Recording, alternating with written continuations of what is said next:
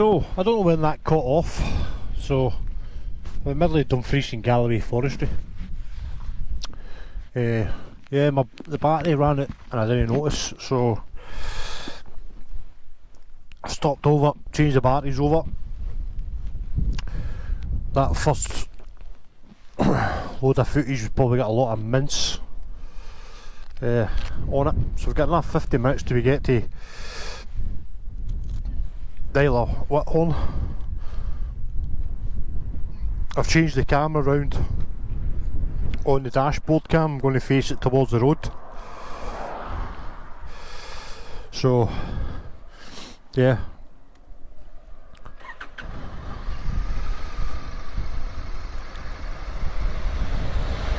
Nice big logging truck there. I don't know how long this battery lasts.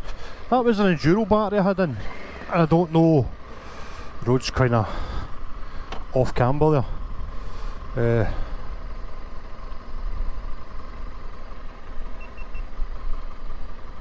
Yeah, I'm saying that's recording now, so let's see. Yeah, so I don't know when that cut out, but we'll take it for here. This is us coming into Dumfries and Galloway, the kind of forest road. We've got a rattling coming from somewhere, don't know what that is. I think that might be the...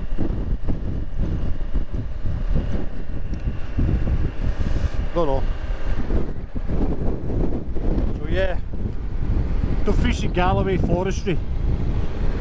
Some nice roads down here.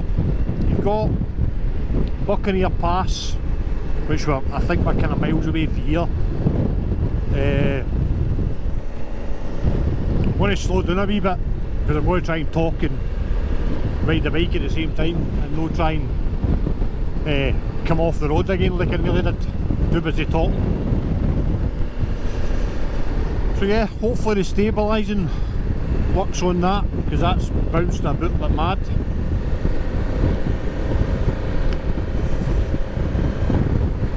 So yeah, this is the Dumfries and Galloway Forestry. As I said, this is totally missed the NC 500. I think the NC 500 starts in Edinburgh and then goes all the way around, obviously North Coast.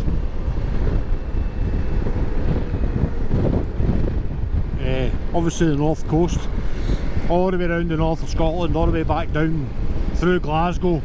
And I think majority of people, what they do is they come up the M74, cut off to the right into Edinburgh, and then they start the Northcote 500, then do the exact all the way around and back off at Glasgow on the M74 and come north. They totally miss out Dumfries and Galloway.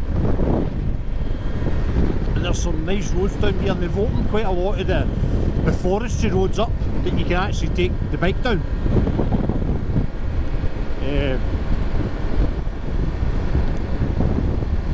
I'm going to go and check out, one day I'm going to go and check out Lockdown, because the last time I was there last year, I moved on there, when I was there last year, the gentleman that I spoke to up for the forestry said that they're going to open up that road so you can go up through past the lock, and then when I got there last year you had to stop at the top of the lock and then turn round and come back. But he's saying they're going to open up that forestry road and you can basically drive right out and he brings you out on, I think it's this road, not 100% sure. So I'm going to go and check that out this summer.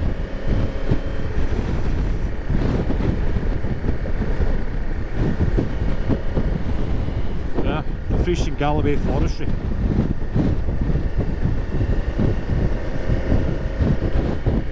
So that camera there's bouncing a bit because of the roads, so hopefully the stabilisation works.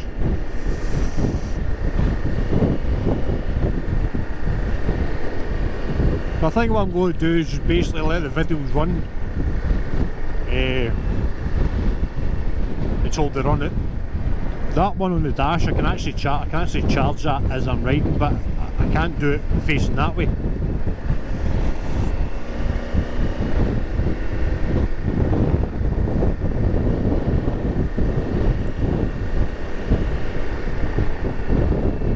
charge it going the other way, but when it's facing me, I can have it plugged in. I think I've got about an hour. Probably got about an hour's worth of battery, and that's it, mate. That should get us to there, Whithorn.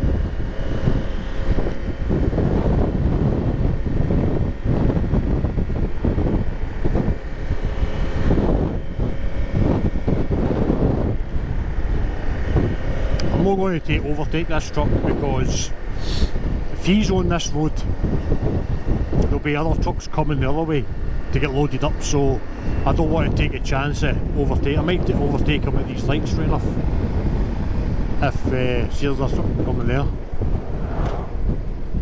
No, he's not going to, I'm going to get enough.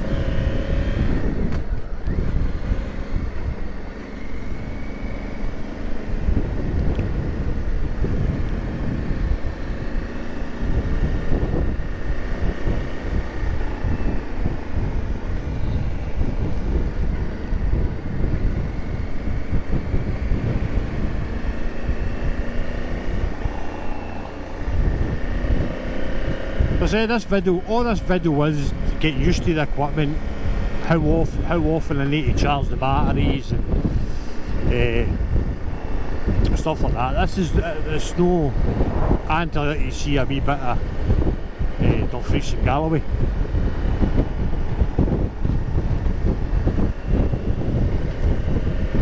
I'm hoping he's never missed much and when the video stopped. I don't know when the video cut out. But I charged. The strange thing is that was the dual battery I had in the first time, and then I put in just a normal GoPro battery, and it said it didn't have any battery life in it. But I charged it last night, so I don't know what's happened.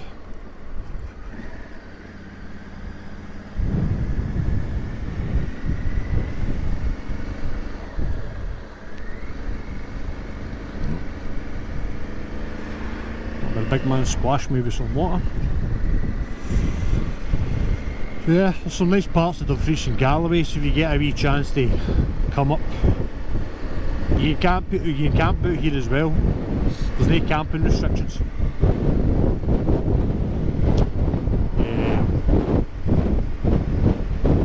The only place, there's certain places in Scotland that have got camp restrictions between certain times of the year and stuff, but here, no. I mean, there's a bit of grass there. If you find if you're at the side of the road here and you find a flat piece of grass that you can get a tent up in, you can do it. There's no law saying you can't.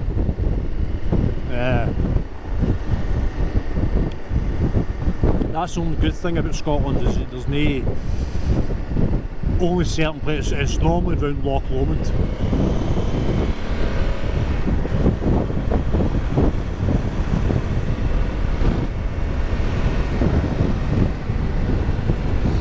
It's normally around Loch Lomond's where it's normally restrictions, but that's pretty much it. Oh, up at Fort William as well, there's camping restrictions up there. I think it's between March and October, I think.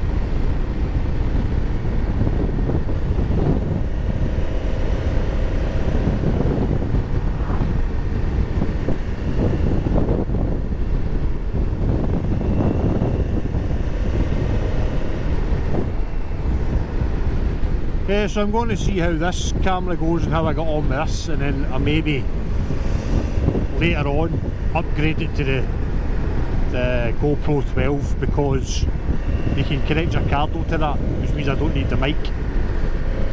And I think maybe it's the mic adapter that's draining quite a lot of the juice at the batteries. That's how I didn't want to go for the media mod. I've heard that it does drain your batteries pretty quick. So between your media mod and then your adapter, that's going to drain your battery pretty quick. So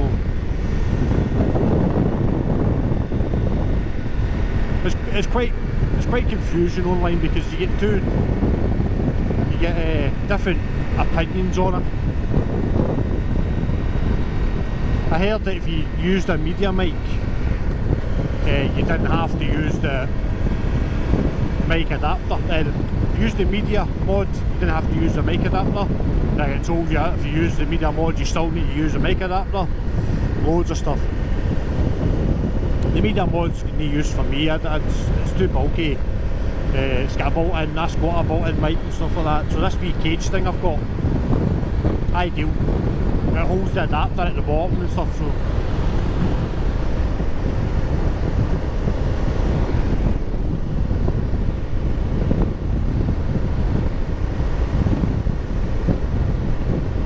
I normally ride my visor up as well, but because I'm obviously talking, I don't know what it's like with the visor up.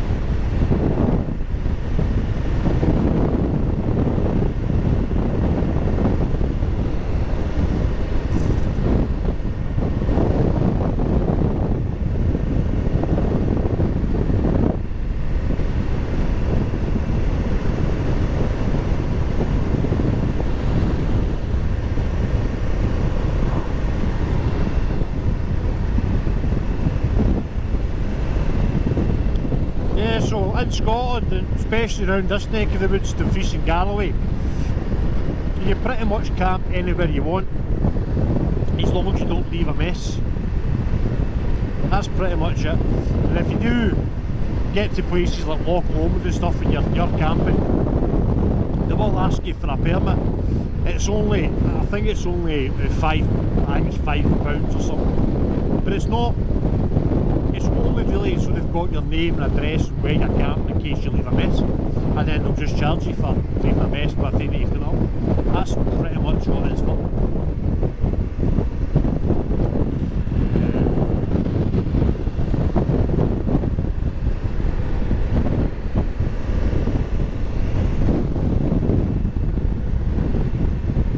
I wouldn't suggest going to go and camp in somebody's field. That may no big idea, even though you've got free to roam in Scotland, so you can walk. If I decided to come off the bike just now, stop the bike, climb off and walk through that field, I can't, and that farmer can't do anything about it.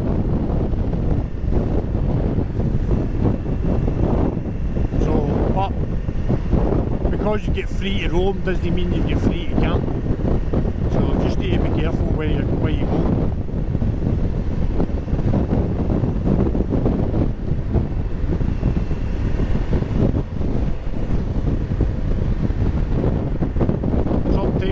A farmer, you're nice to him and you're struggling for somewhere to sleep, then yeah, maybe let you sleep on the edge of his field or something. As long as you don't leave any mess and stuff like that. I've done it before. When I was out camping. I couldn't find anywhere to camp. Went to a farmhouse. Chatted the door, basically said to him, is there any chance I could put my tent at the edge of your field? And yeah, that's his exact words, where as long as you don't leave a mess, clean up after yourself. He was fine. I'm not saying all farmers are going to be like that, but It's if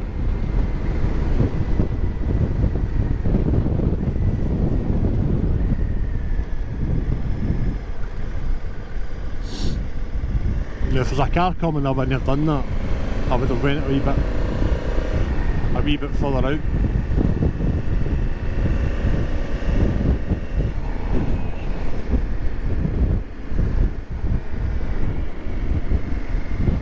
£36 to Daily Whithorn. This is the sort of thing you need to contend with though, coming through the forestry, is trucks with logs on them. It's just part of the course.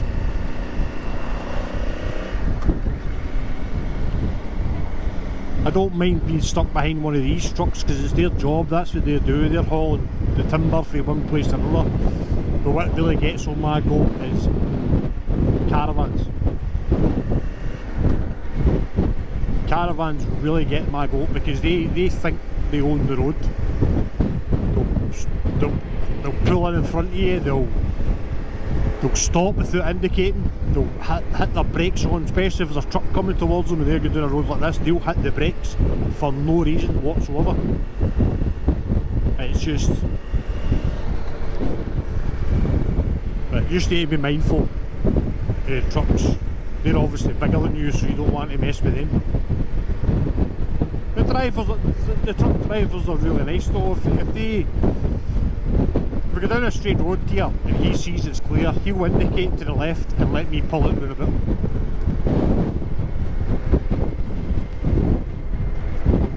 I think this is us. I'm trying to think where we are. I think this might be Stranraer.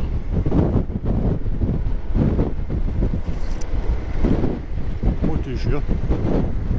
No, straight and Stewart. Newton Stewart. We'll be coming back through this way. I'll be coming back through this way. Yeah. And I got out of the forestry. Big man, go for it.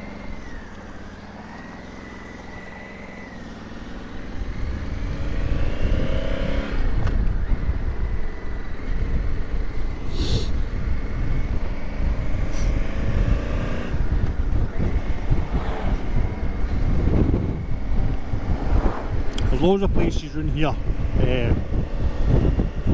Carrick Beach is quite nice. I was coming through Newton Stewart heading over the forestry, heading back there, and I met a rider on a Tenerife simulator. Properly rallied out. He'd bought the bike brand new, then spent loads of money on top of it, rallying the thing up. Higher suspension, big knobbly tyres, big fancy paint job and stuff, really nice little bike.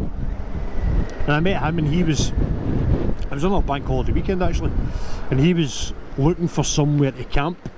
Obviously being English, they don't know the rules. Quite a lot of people don't know the rules here, where you can pretty much camp where you want. As long as it's free and realistically they can't say to you, if land belongs to somebody, realistically you can camp in it, but you've got the forestry and stuff. So I was saying to him about I was just coming back from Carrick Beach. That's down at Kirkcudbright. That's really nice because you pull in, you obviously, I would advise going there with just like a sports bike in it. It's definitely a bike, like an adventure bike or something like that. So you go there and it's single track road, right next to the beach, hence why it's called Carrick Beach, but big cliffs and stuff. Used to be part of the defence system for Scotland during the Second World War. So if you walk round the corner there's an old pillbox and stuff, and yep, you can go there, camp there, right next to the sea. Beautiful scenery. I've actually got pictures of my son on top of one of the big high hills. We went there on the bike.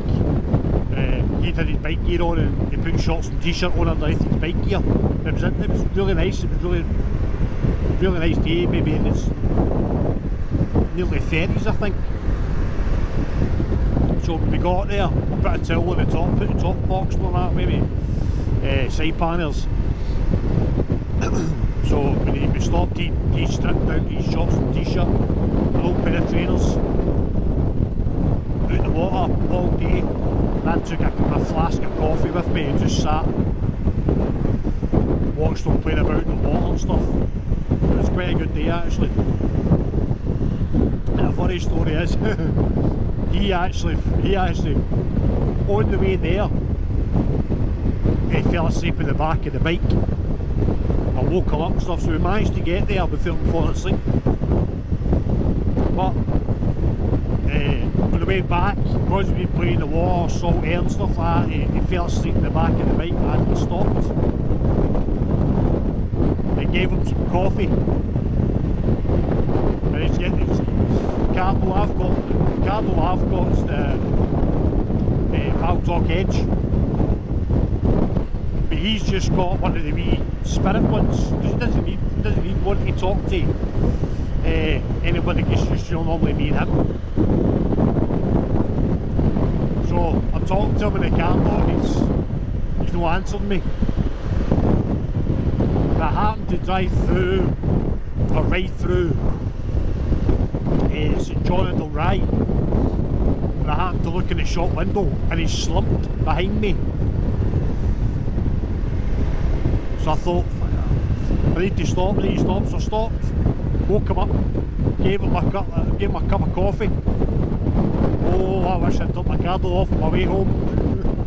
All he did was all the way home for another 20 minutes is talk absolute mince for another 20 minutes.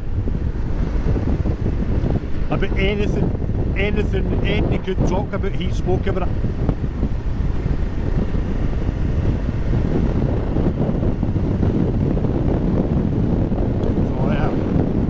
So Carrick Beach is quite nice, you camp right next to the water. If it's windy and stuff like that, there's some hills that you can put your tent between and break yourself away from the wind. Yeah, nice.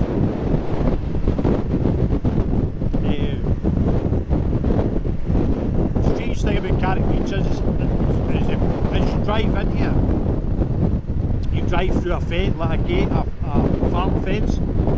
But that's actually, when you drive through that right at the beach, it's public land then. So you actually have to drive through part of the farmer's kind of driveway really to get to it.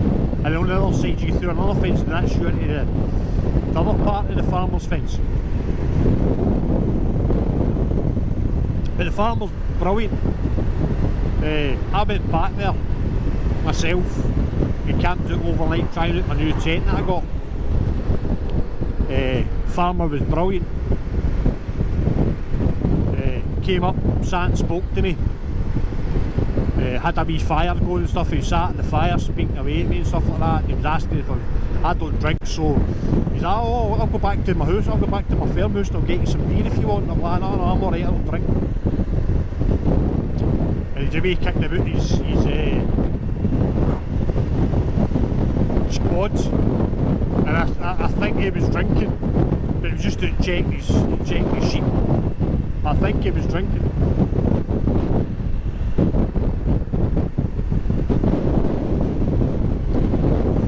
I was talking to me and stuff like that. In the morning he came back up there. He said, "What time you leaving it?" And I said, "I probably got up about 7. Get myself packed away and stuff and leave for about 8 o'clock. I said I'll get myself to the closest village and get myself my breakfast or whatever." It turned up the next morning at I think it was about 7:30 I think. A piece and bacon for me. A piece and bacon, a piece and egg. Quite a nice chap actually, quite nice. And I seen him again, down there back again with Harriet and my son.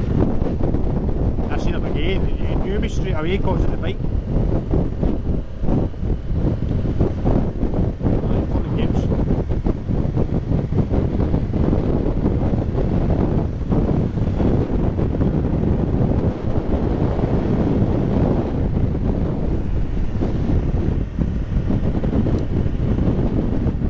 says 15 degrees on my bike, but does it feel 15 degrees?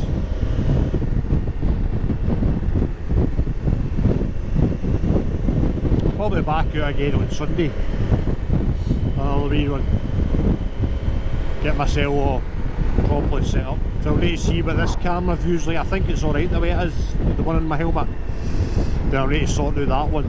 Because I'm all too happy with the fact that it's, but I'll need to see what the footage is like.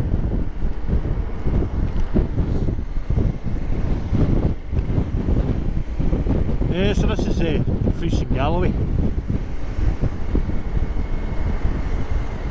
It's a nice wee cafe down here as well. I'm hoping it's going to be open. Get myself a wee coffee.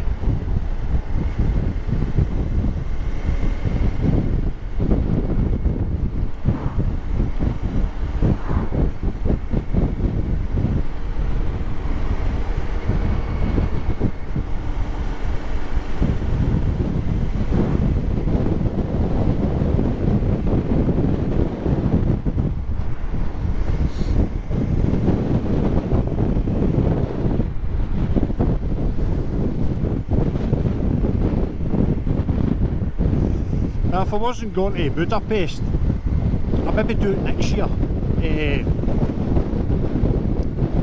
I'm actually going to take maybe a week off for work, and I'm going to plan a route round this kind of part of Scotland, Dumfries and Galloway, and maybe go all the way over to kind of Moffat and stuff like that, bigger, and down the borders, and work my way across this way. And get a route and stuff like that sorted out, just in case anybody does they want to do the NC 500 but still wants to experience a bit of Scotland. I'll maybe plan the routes and stuff like that,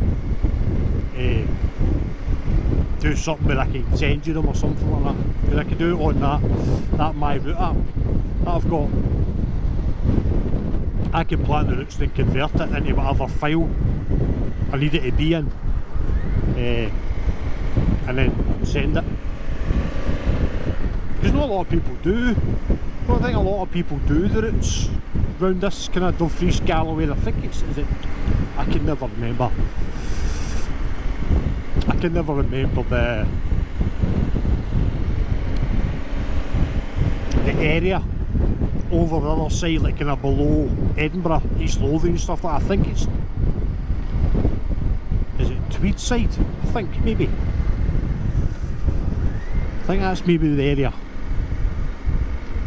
It basically links on to Northumberland. So you could go into the Northumberland Forest from there as well, and it's actually not that far. If you're in Northumberland Forest. Yeah. It's like here, the only thing that stops me from going from Dumfries and Galloway into Cumbria is the water, is the sea. That's the only thing that stops you. To get to Cumbria from here, see this? People like that do my head and go!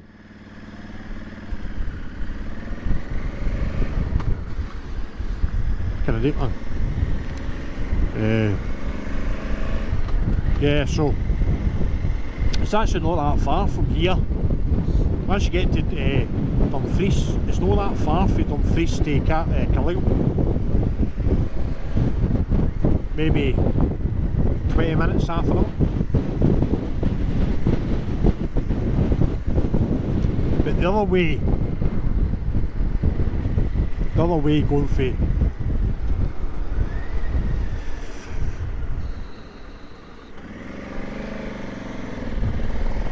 going for the borders and stuff, kind of Moffat and bigger and that sort of area, it's pretty much on the border. You can actually snake over that kind of neck of the woods, the east coast. You can actually snake in and out of Scotland and England all the way up. There's a road that snakes all the way through. It's quite a nice road. It goes into the Northumberland forestry and stuff like that. It's quite nice.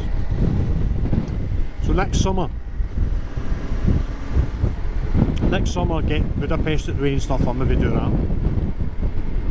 just take a week off, and I'll take my camping gear with me and just spend a week chasing out some decent routes.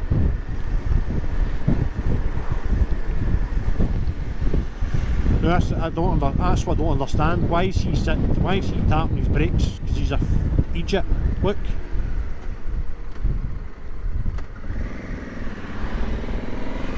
That's more dangerous than what you're doing, your fucking helmet. I will delete that out. Hitting his brakes, indicating pulling. Look at.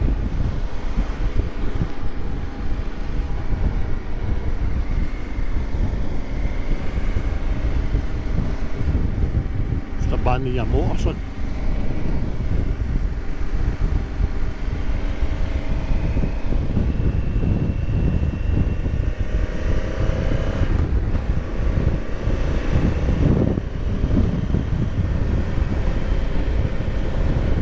The last time I came here, this is when I bought that. I just got the bike. Oh, that was me beating my horn. I just got the bike, and I bought that HJC helmet. And this is the road I took, and I nearly crashed a few times.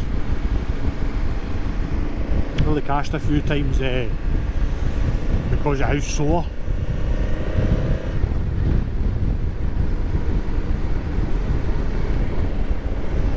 Because of how sore I think I should have got. I thought that, I seen that sign there. I thought, I think I need to go down there. I thought that.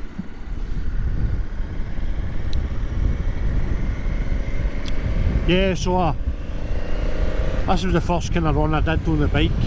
Kind of big long one on the Africa Twin. That HJC helmet.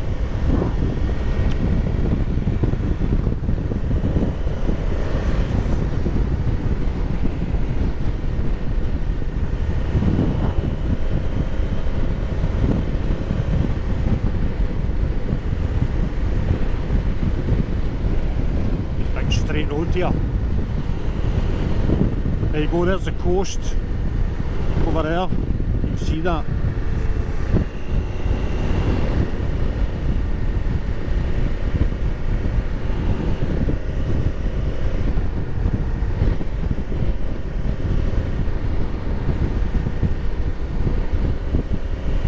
So that over there is England.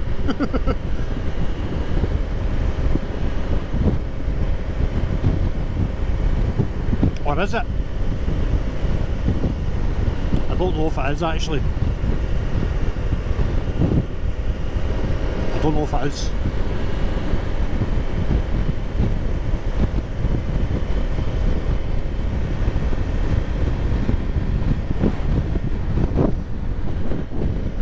There is a part. I don't think that is England actually. I think this might be the mouth of the river. That might be the mouth of the river, that. Actually, the mouth to that.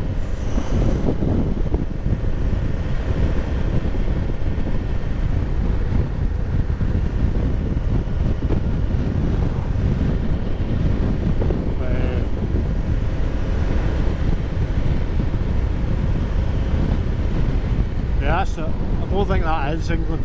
I think that's just the mouth, we're on the other side of the mouth of the river. But there's a part down here.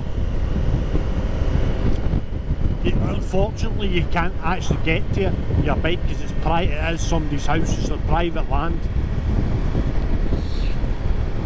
But if you drive down it, if you got to the end of it, you could actually look at the beach and look across the water and see the Isle of Man.